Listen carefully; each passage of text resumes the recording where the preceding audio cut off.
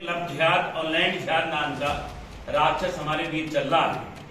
तो मैं किसी धर्म विशेष के बारे में टिप्पणी न करते हुए हम आज एक बहुत बड़े संगठन की घोषणा राष्ट्रीय स्तर पर कर रहे हैं। सनातन संस्कार परिवार।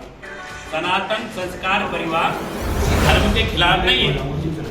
हम किसी मजहब के कोई खिलाफ नहीं है कि वो क्या कर रहे हैं क्या नहीं कर रहे हैं। हमने अपने को आगे उठाना है, अपनी लंबी लकीर खींचनी। तो देश में जो है बच्चों को संस्कार की कमी हो रही है। उत्तराखंड में भी आप देख ही रहे हैं, पुरोला की घटना हो चाहे और जगह की घटनाएं हो, तो अपने युवा साथियों को लेकर के और सभी समाज के गणमान्य को लोगों को लेकर के आज यहाँ पर सनातन संस्कार परिवार की घोषणा की गई है। सनातन संस्कार परिवार। सनातन संस्कार परिवार अपने बच्चों को जो हमारे पौराणिक वैदिक परंपरा है उसका ज्ञान देने के लिए नए संगठन की आज घोषणा की गई है। यज्ञ के माध्यम से, गीता के माध्यम से, पुराणों के माध्यम से, वेदों के माध्यम से हमारे युवा साथियों को, युवतियों को जोड़ा जाएगा। उन्हें धर्म की शिक्षा दी जाएगी। कॉन्वेंट स्कूल में पढ़ते हुए, अंग्रेजी स्कूल में पढ़ते हुए हमें उन परंपराओं का ज्ञान नहीं दे पा रहे हैं, इसलिए उनको एक माध्यम के द्वारा यानी संस्कार परिवार के माध्यम द्वारा हम उनको जन जागृति करना चाहते हैं, सनातन परंपराओं का ज्ञान देना चाहते हैं। जी गुरुजी सर, गो हमारे 5 प्राण हैं। दीपक जी बहुत अच्छा प्रश्न है। 5 प्राण हैं, गो, गंगा, गीता, गायत्री और गोपाल। इनकी परंपरा का ज्ञान प्रत्येक युवा को होना चाहिए, युवतियों को होना चाहिए। इस परंपरा के द्वारा हम राष्ट्र का भी कल्याण करेंगे, अपने चरित्र का भी कल्याण करेंगे। प्रभु श्री राम ने गौ पाली, प्रभु श्री कृष्ण ने गौ का संवर्धन किया, गौ माता के लिए भगवान ने धर्म युद्ध किया, तो गौ का दूध पीकर भगवान बलशाली बने। आज हम गौ ढूंढने से नहीं मिलती, गौ का दूध मिलता नहीं।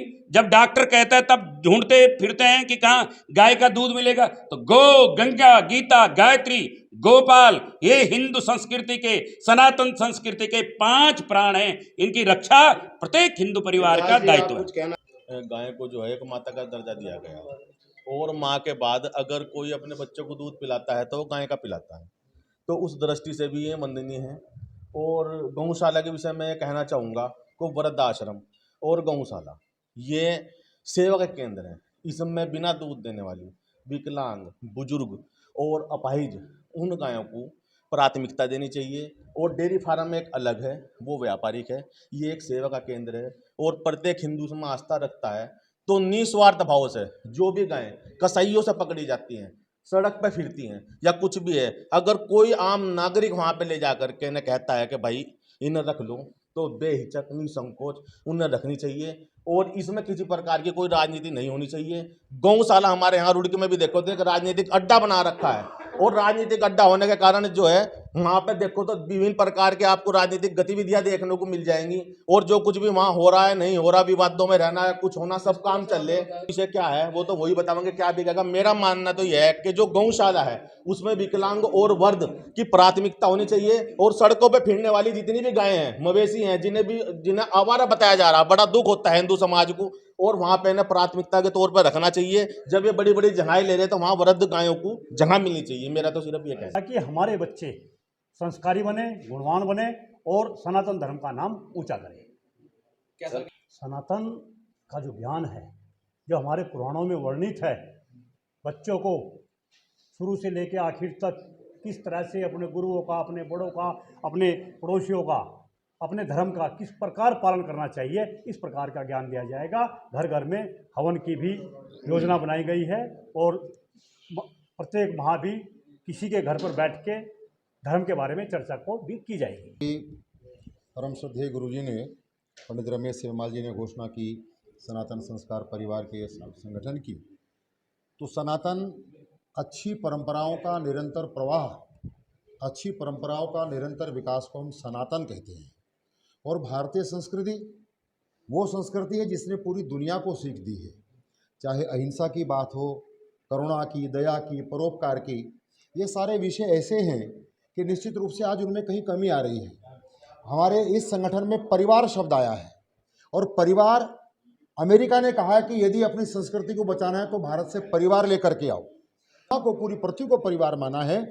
तो ये जो सारे, जैसा गुरुजी ने कहा, अष्टादश पुराणेषु व्यासस्य वचनद्वयम् परोपकाराय पुण्याय पापाय परपीडनम, अर्थात परोपकार की भावना ये जो है ये पुण्य कार्य है। तो ये जो हमारे संस्कार हैं, जो हमारी परंपराएं हैं, वो परंपराएं विलुप्त होती जा रही हैं। वो परंपराएं फिर से जागृत हों, उन परंपराओं को, उन लक्षणों को, उन गुणों को हमारे बच्चे अपने चरित्र में लाएं, हमारी अगली पीढ़ी अपने चरित्र में लाएं। और जिस तरह का माहौल बन रहा है, मैं एक बात कहना चाहता हूं, और मैं इन शब्दों को मैं मानता हूं कि वो केवल बहकावे की चीज़ है। ये गंगा जमुनी तहजीब कुछ नहीं होती है। गंगा जमुनी का क्या मतलब हुआ? इसका मतलब तो यह हुआ कि गंगा हमारी है और जमुना किसी और की है। गंगा भी हमारी है, जमुना भी हमारी है, और गंगा जमुनी तहजीब कुछ नहीं होता। जहाँ हिंदू बहुमत में है, जहाँ सनातनी बहुमत में है, वहाँ सब कुछ ठीक चलता है, और जहाँ वो संख्या में कम हो जाते हैं वहीं पर वज्रपात होता है। जी, संगठन बना है, उसका असली उद्देश्य यही है कि जातियों को समाप्त कर सनातन के नाम से हम सब एक परिवार बने। क्योंकि सनातन हमारी जो धर्म है उसी के नीचे हम सब आते हैं। हमारे यहाँ ब्राह्मण बनिए वैसे जो भी जितने भी हमारी वो हैं जातियाँ समाप्त करके हम इस बैनर के तले आए कि सनातन धर्म है। तो सनातन धर्म सत्य सनातन धर्म है। तो ये हमारा उद्देश्य है। दूसरा उद्देश्य हमारा ये है कि जो हमारा आचार्य कुलम है, 2 घंटे शाम को यहाँ पे जो भी सनातन परिवार अपने बालकों को संस्कृत की शिक्षा देना चाहता है, सनातन की शिक्षा देना चाहता है, वो निःशुल्क यहाँ दी जाएगी। यहाँ पे अध्यापक भी मिलेंगे।